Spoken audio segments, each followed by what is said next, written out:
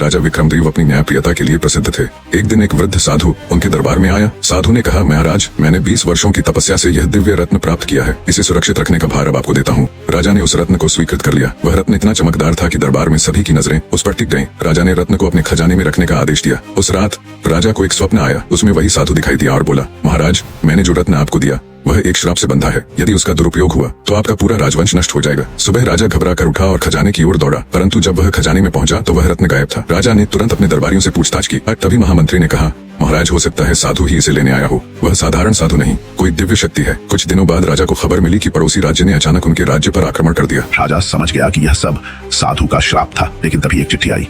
उसमें लिखा था, महाराज, रत्न अब सही हाथों में है। यह श्राप उन पर था जो लोभ से ग्रस्त हैं। आप निर्दोष हैं। राजा ने राहत की सांस ली और फैसला किया कि अब से केवल परोपकार में ही अपनी शक्ति लगाएंगे। बाद में राजा को पता चला कि साधु वास्तव में पड़ोसी राज्य का जासूस था, जिसने रत्न चुराकर राजाओं के बीच फूट डालने की चाल चली थी।